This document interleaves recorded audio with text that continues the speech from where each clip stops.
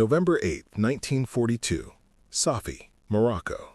Oberst Steinmann crouched behind the smoking wreckage of what had been his Panzer IV tank just moments before. His ears still rang from the explosion, his vision blurred by dust and cordite smoke. But what paralyzed him wasn't the near-death experience. It was the impossible weapon he had just witnessed in action. Before we jump back in, tell us where you're tuning in from. And if this story touches you, make sure you're subscribed because tomorrow I've saved something extra special for you. A single American soldier, no specialized crew, no artillery piece, no anti-tank gun, had destroyed his tank from 70 meters away with a tube he carried on his shoulder. Steinmann had commanded armor for 3 years across Poland, France, and North Africa. He knew every anti-tank weapon in the Allied arsenal. This wasn't one of them. The American soldier had simply raised the tube, aimed for less than 3 seconds, and fired. The shaped charge penetrated the Panzer's frontal armor as though it were paper, detonating the ammunition storage and turning 40 tons of German engineering into a funeral pyre for his crew.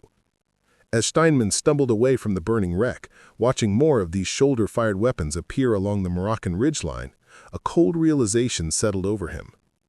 Every tactical assumption that had guided German armored doctrine for 3 years had just become obsolete. The Americans had democratized tank killing. They had given individual infantrymen the power to destroy what had been the most feared weapon on any battlefield. The weapon that shattered Oberst Steinmann's understanding of modern warfare was officially designated the M1A1 rocket launcher, but American troops had already given it a more memorable name, the Bazooka. Named after a comedic musical instrument played by radio personality Bob Burns, seemed an absurdly casual designation for a weapon that would fundamentally alter the balance of power between infantry and armor. Yet that casual naming reflected something deeper about American military culture that German officers would struggle to comprehend throughout the war. The M1A1 represented a revolutionary concept in infantry weapons design. Weighing just 13 pounds and measuring 54 inches in length, it could be carried and operated by a single soldier, though standard doctrine called for a 2-man team consisting of a gunner and a loader. The weapon fired a rocket-propelled grenade capable of penetrating over 4 inches of armor plate at ranges up to 300 yards. More importantly, it required minimal training to use effectively. American soldiers were becoming proficient with the bazooka in less than 2 weeks, a fraction of the time needed to train crews for traditional anti-tank weapons. For 3 years, German tank commanders had operated with near impunity against infantry formations lacking adequate anti-tank weapons. They had grown accustomed to infantry scattering before advancing armor, to the psychological dominance that came from knowing the enemy possessed no effective counter to your platform. The bazooka shattered that dominance in a single afternoon. Steinmann, who survived the destruction of his tank and was captured 3 days later, provided German intelligence with the first detailed report on the new American weapon. His account, recovered from Wehrmacht archives after the war, reveals the profound disorientation the bazooka caused among German armor commanders.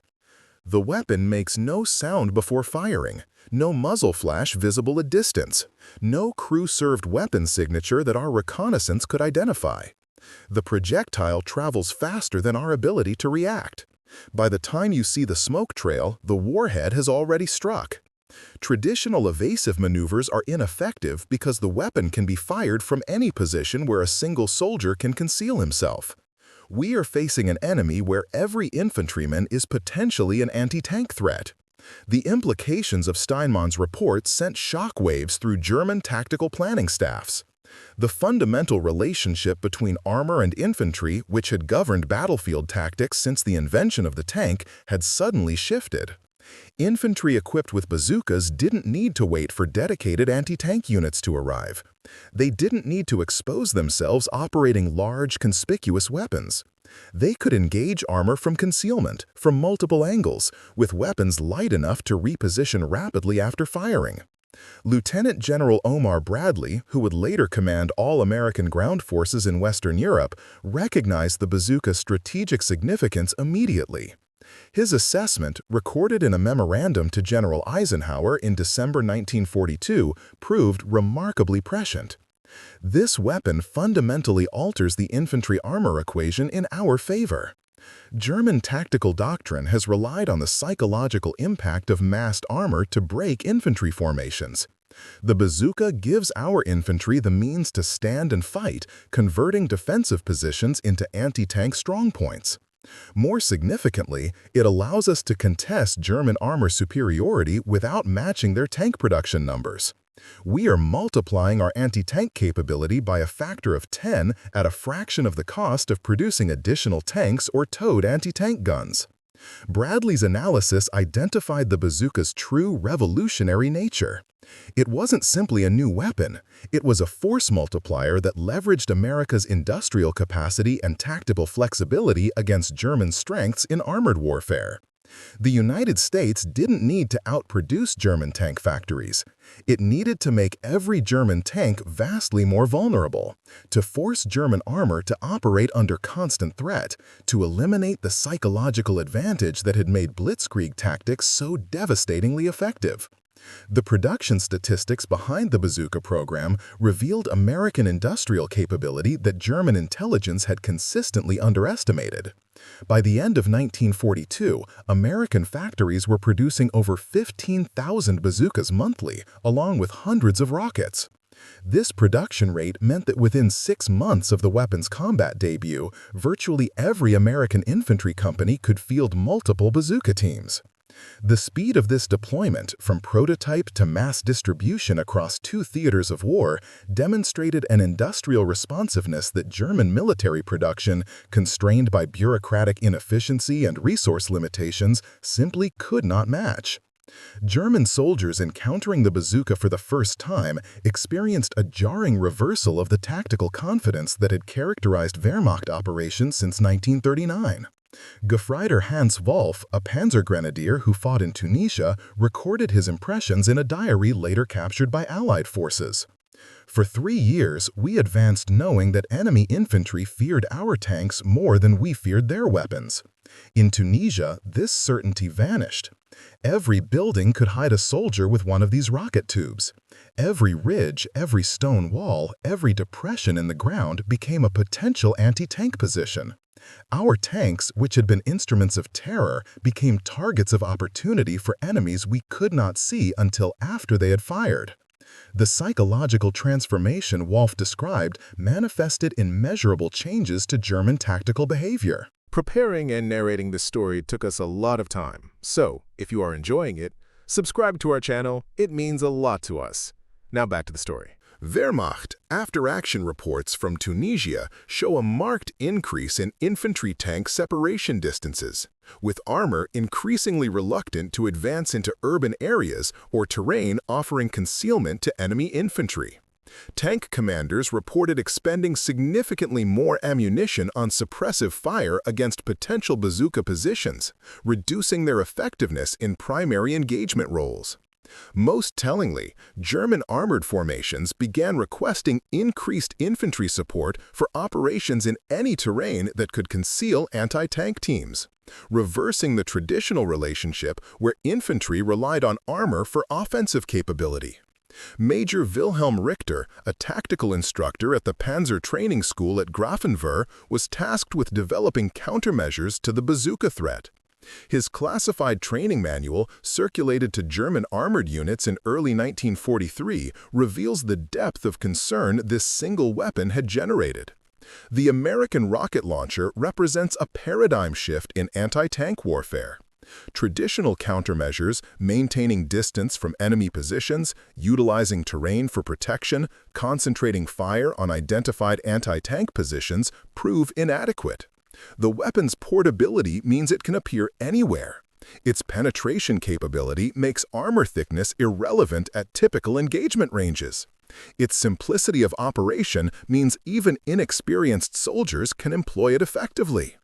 Richter's assessment concluded with a sobering admission. We possess no adequate tactical solution to this weapon system beyond avoiding situations where it can be employed effectively. This recommendation, essentially advising German armor to avoid close combat with American infantry, represented a complete inversion of blitzkrieg doctrine. The weapon that American soldiers had nicknamed after a comedy prop had forced German tactical theorists to recommend fundamental changes to the operational concepts that had driven Wehrmacht's success for 3 years. The technical specifications of the bazooka revealed design philosophy that contrasted sharply with German weapons development. Where German engineers pursued perfection through complexity, American designers had achieved effectiveness through simplicity. The bazooka consisted of fewer than 20 major components. It could be field-stripped and reassembled by an average soldier in under 2 minutes. Its ammunition required no special handling procedures beyond basic safety precautions. The weapon could be operated in conditions ranging from desert heat to Arctic cold without significant loss of effectiveness. This design simplicity had strategic implications that extended far beyond the weapon's tactical employment. Simple weapons could be produced rapidly, deployed widely, and maintained easily in field conditions. They required less specialized training, making them suitable for rapidly expanded armies drawing on civilian populations with minimal military experience. They could be distributed through supply chains without the elaborate support infrastructure required for more complex systems. The bazooka embodied American pragmatism translated into military hardware. German captured weapons reports analyzed recovered bazookas with a mixture of professional respect and ideological discomfort.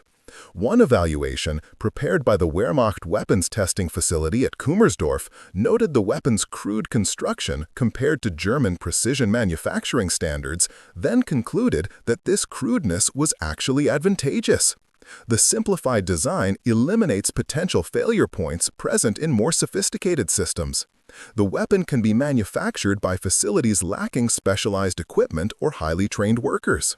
This design philosophy prioritizes battlefield effectiveness over engineering excellence, resulting in a weapon system that performs its intended function with remarkable reliability despite its unsophisticated construction.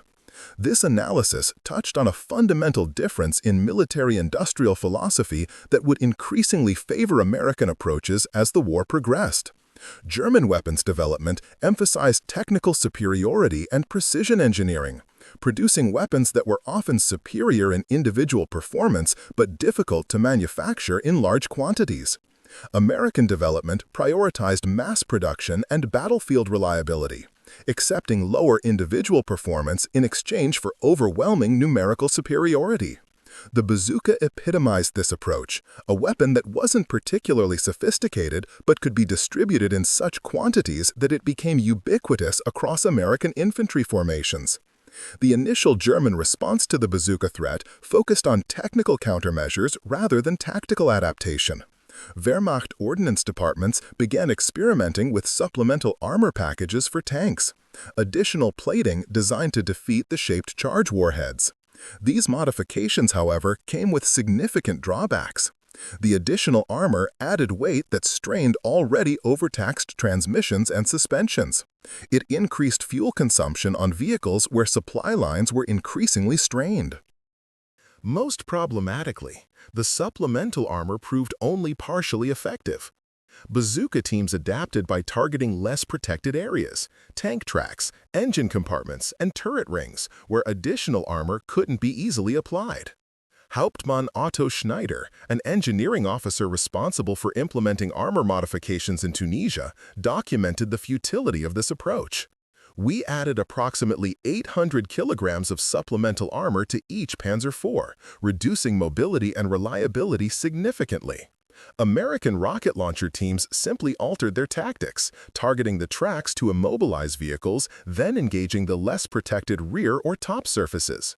We sacrificed performance for protection that proved inadequate against adaptive enemy tactics. The Americans learned faster than we can implement countermeasures.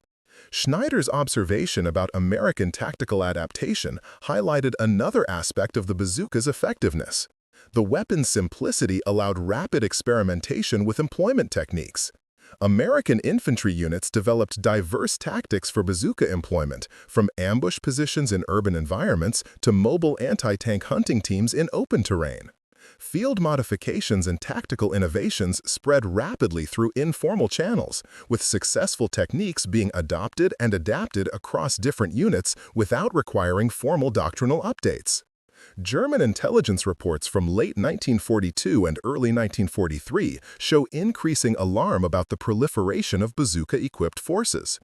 A February 1943 assessment prepared for Field Marshal Rommel noted that American infantry divisions in Tunisia were fielding over 500 bazookas per division, creating an anti-tank capability that exceeded the firepower of dedicated German anti-tank battalions. The report concluded with an ominous prediction. If the Americans maintain current production rates and extend bazooka distribution to all infantry formations, they will achieve anti-tank parity with our forces despite significant inferiority in tank numbers. More concerning, they will achieve this parity using a weapon that requires minimal training and can be operated by ordinary infantry rather than specialized anti-tank troops. This prediction proved conservative. By mid-1943, American production had expanded to the point where bazookas were being distributed not just to frontline infantry, but to supporting units, rear echelon troops, and even non-combat formations as a defensive measure. The weapon's simplicity made it ideal for this widespread distribution. Unlike complex weapon systems requiring extensive training and maintenance support, the bazooka could be issued to virtually any soldier with confidence they could employ it effectively after minimal instruction. The psychological impact of facing an enemy where every soldier potentially possessed tank-killing capability cannot be overstated. German tank crews, previously among the most aggressive and confident troops in the Wehrmacht, began exhibiting measurably increased caution when operating in proximity to American infantry. Tank commander survival rates actually improved slightly during this period, not because American anti-tank weapons became less effective, but because German armor became much more reluctant to close with enemy positions, reducing opportunities for engagement, but also reducing armored formations' offensive effectiveness. Lieutenant Ernst Fischer, a panzer commander who fought in both Tunisia and later in Italy, described this psychological transformation in post-war interviews. Before encountering American forces, we approached infantry positions with confidence bordering on arrogance. Infantry without dedicated anti-tank weapons posed minimal threat to properly employed armor. After our first engagements with bazooka-equipped Americans, this confidence evaporated. We began seeing threats everywhere, potential ambush positions in every terrain feature. The weapon's silence before firing meant we received no warning. The first indication of a bazooka team's presence was usually the rocket streaking toward your vehicle. This uncertainty, this knowledge that death could come from any direction without warning, transformed how we operated. We became cautious, defensive, reactive rather than aggressive. Fischer's account captured a fundamental shift in the psychological balance between armor and infantry. The bazooka hadn't eliminated the tank's tactical advantages. Its mobility, firepower, and protection still made it the dominant weapon system on most battlefields.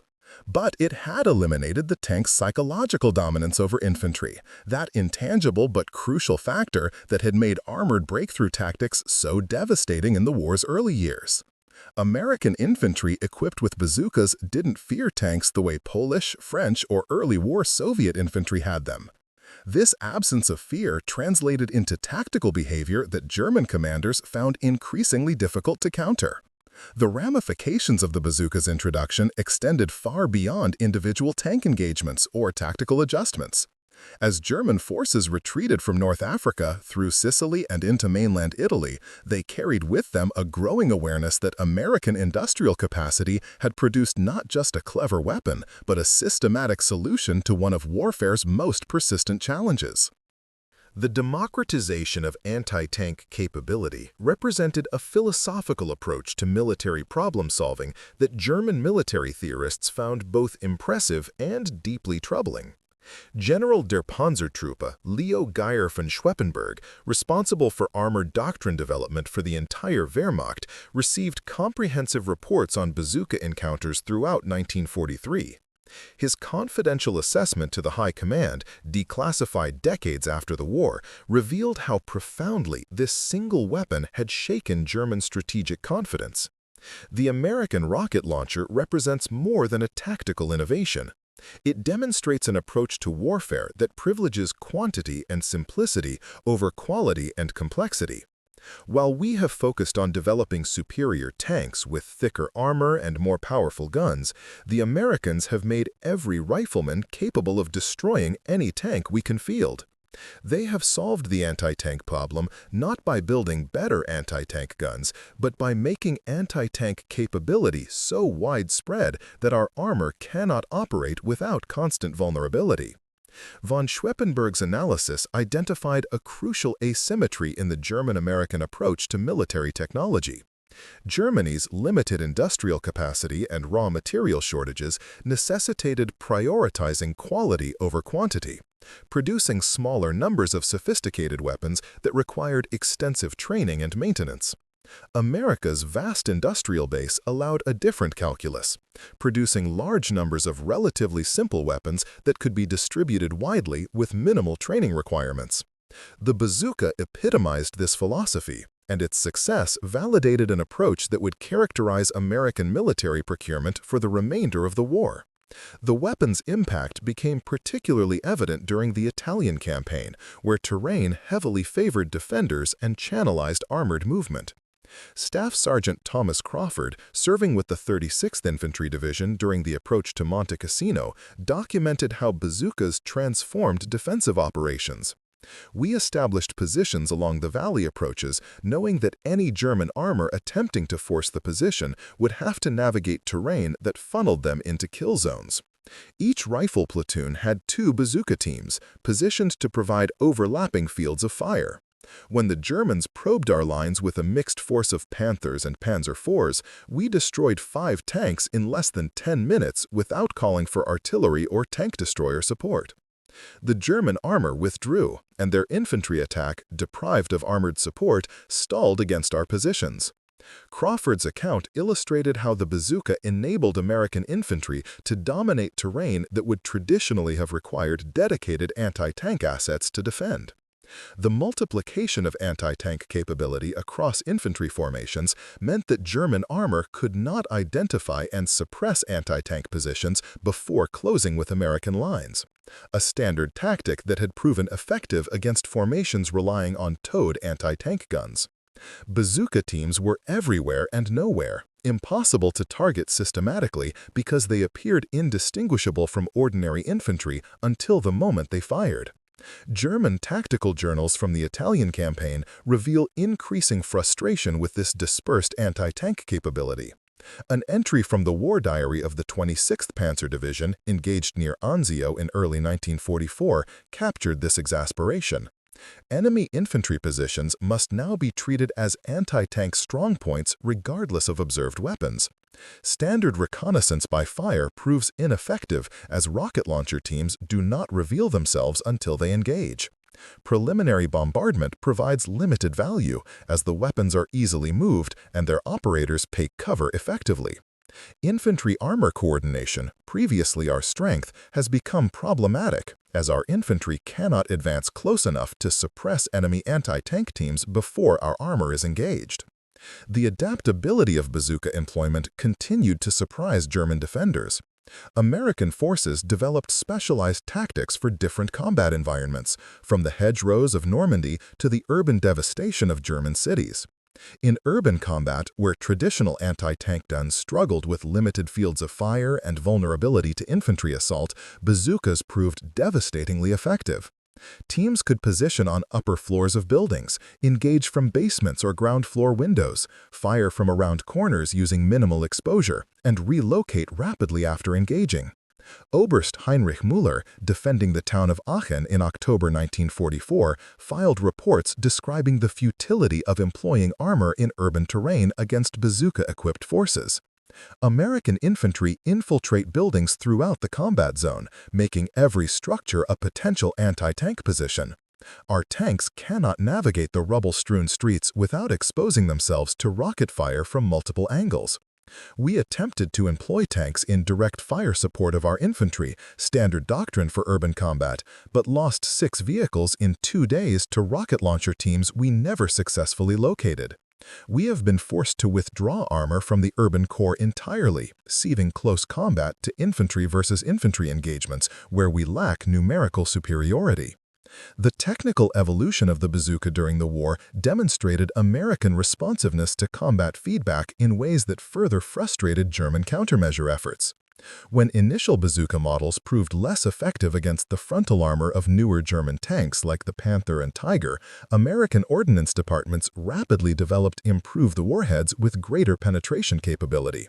The M1A1 gave way to the improved M9 model, featuring a larger rocket and enhanced armor penetration. These improvements were implemented with remarkable speed, new models appearing in frontline service within months of deficiencies being identified. Waffenamt, the German weapons procurement agency, analyzed this rapid iteration cycle with grudging admiration. A technical report from August 1944 noted that American weapons development exhibited flexibility that German procurement procedures could not match. The enemy demonstrates willingness to field weapons that are adequate rather than optimal, then improve them based on combat experience. This iterative approach, while producing weapons of less theoretical perfection than our standards demand, results in practical battlefield superiority through rapid adaptation to changing conditions. Their newest rocket launcher variants incorporate lessons learned from combat feedback cycles measured in months, while our procurement timelines measure in years. The bazooka's influence extended into German weapons development, spurring creation of indigenous rocket launcher programs. The Panzerschreck, essentially a German copy of the captured bazooka scaled up to fire a larger warhead, entered service in late 1943. The Panzerfaust, a simpler disposable anti-tank weapon, followed in 1944. While both weapons proved effective, their introduction validated American design concepts while highlighting German industrial limitations. The Panzerschreck required more manufacturing capacity than the simpler bazooka, while the Panzerfaust's disposable design reflected material shortages that prevented Germany from producing reusable launchers in necessary quantities. General Major Rudolf Sickenius, involved in Panzerschreck development and deployment, acknowledged in post-war interrogations that the weapon represented both homage and admission of defeat in industrial competition. We recognize the American rocket launcher as a solution to our own anti-tank requirements, particularly for infantry lacking adequate anti-armor support. Our version, while more powerful, required nearly twice the manufacturing effort per unit. We could not achieve the distribution density the Americans maintained because our production capacity, even devoted entirely to rocket launcher manufacture, could not match their output. They equipped every squad with anti-tank capability. We could barely equip every company. The disparity in production volumes told its own story. By war's end, American factories had produced over 460,000 bazookas and nearly 15 million rockets. German production of the Panzerschreck totaled approximately 290,000 launchers, with far fewer rockets per launcher available. The Panzerfaust, despite being simpler to manufacture, achieved production of roughly 8 million units, impressive in absolute terms, but insufficient given the Wehrmacht's desperate defensive situation by 1944. The arithmetic of industrial capacity, laid bare in these production figures, demonstrated truths about relative economic strength that German propaganda had long obscured. The psychological dimensions of facing ubiquitous anti-tank capability manifested in ways beyond tactical caution. German tank crews began exhibiting stress responses that medical officers attributed to the constant threat environment created by widespread bazooka distribution. Sanitätsoffizier Klaus Werner, serving with a Panzer unit in Normandy, documented these psychological effects in medical reports. Tank commanders and crew members report persistent anxiety when operating in any terrain offering concealment to enemy infantry. Sleep disturbances are common, with personnel reporting nightmares involving anti-tank engagements. Some crew members request transfer to other duties, claiming inability to function effectively under constant threat conditions. The psychological burden of knowing that death can come from any direction, from enemies who provide no warning and cannot be effectively suppressed, proves difficult for many soldiers to manage. Werner's clinical observations identified a phenomenon that would later be recognized as a form of combat stress specific to armored warfare against dispersed anti-tank weapons. The combination of constant vigilance requirements, inability to identify threats before engagement, and knowledge that armor protection was no longer reliable created psychological pressures distinct from other combat conditions. Some German tank crews began refusing to operate in certain terrain types, claiming mechanical difficulties or other pretexts to avoid situations where bazooka ambush was likely. The training modifications implemented by German armored schools in response to the bazooka threat revealed how profoundly the weapon had altered armored warfare fundamentals. Training programs that had once emphasized aggressive maneuver and rapid breakthrough now stressed caution, reconnaissance, and combined arms coordination. Tank commanders were taught to treat all terrain as potentially hostile, to maintain maximum possible standoff distance from suspected infantry positions, and to request extensive infantry screening before advancing through areas offering concealment. Oberleutnant Werner Fischer, an instructor at the Panzer Training Facility at Erlangen, described this doctrinal shift in post-war interviews.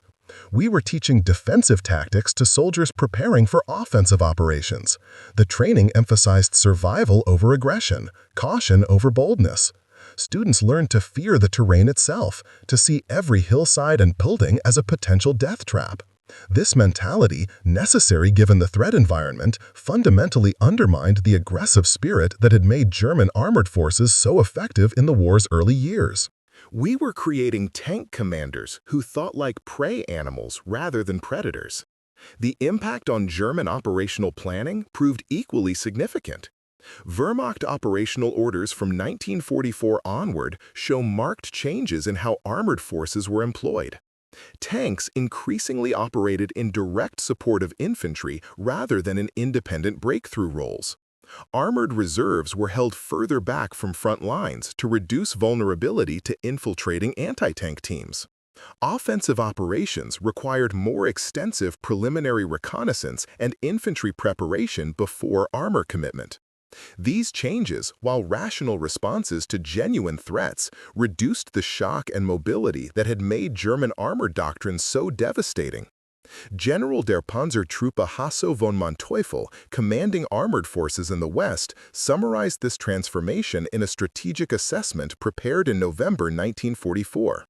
The American rocket launcher, in conjunction with their other anti-tank systems, has effectively neutralized the offensive potential of our armored forces. We can no longer concentrate armor for decisive breakthrough because such concentrations become vulnerable to massed anti-tank fire, including these portable rocket weapons. We can no longer employ armor aggressively in combined arms operations because the infantry threat to our tanks requires us to prioritize force protection over offensive action. The weapon has not made tanks obsolete, but it has made the kind of mobile armored warfare that characterized our early successes impossible to execute. Von Manteuffel's assessment proved prophetic during the Ardennes offensive in December 1944, where German forces attempted one final large-scale armored breakthrough.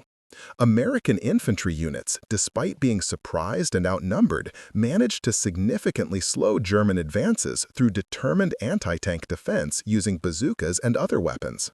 At Bastogne, surrounded American forces equipped with bazookas proved impossible for German armor to dislodge without prohibitive losses. At numerous other points along the offensive's front, small American units armed with rocket launchers interdicted German advances, destroying tanks and forcing time-consuming detours that disrupted operational timelines. Captain James McAuliffe, commanding a rifle company at Bastogne, described the siege from the defenders' perspective. We had limited artillery support, no tank destroyers, and our own armor was engaged elsewhere. What we had in abundance were bazookas and the will to use them. German tanks approaching our positions found every building, every tree line, every stone wall potentially hiding a bazooka team. They couldn't suppress us all because we were too dispersed. They couldn't bypass us because the terrain channelized their movement. They couldn't wait us out because their operational schedule required rapid advance. The stalemate that developed proved that infantry with adequate anti-tank weapons could hold ground against superior armored forces indefinitely. The Bastogne defense became a case study in how the bazooka had transformed defensive warfare. A surrounded force, outnumbered and outgunned, held out against sustained armored assault primarily through effective employment of man-portable anti-tank weapons. The psychological impact on German forces proved as significant as the tactical effects. Units that had expected to break through American lines found themselves stalled by defenses they couldn't effectively suppress, eroding confidence in the offensive's objectives. German soldiers captured during the Ardennes offensive provided intelligence officers with revealing assessments of the bazooka's impact on their operations. Unteroffizier Martin Kohler, a Panzergrenadier captured near Bastogne, expressed frustration that typified German infantry perspectives. Our tanks cannot effectively support our attacks because they must maintain distance from American positions to avoid rocket fire. When we attack without close tank support, we face American infantry in prepared positions with superior automatic weapons. When our tanks do close with American positions, they become vulnerable to these rocket launchers, and we lose our armored support entirely. The Americans have created a tactical dilemma we cannot solve. Every approach we attempt plays into their strengths.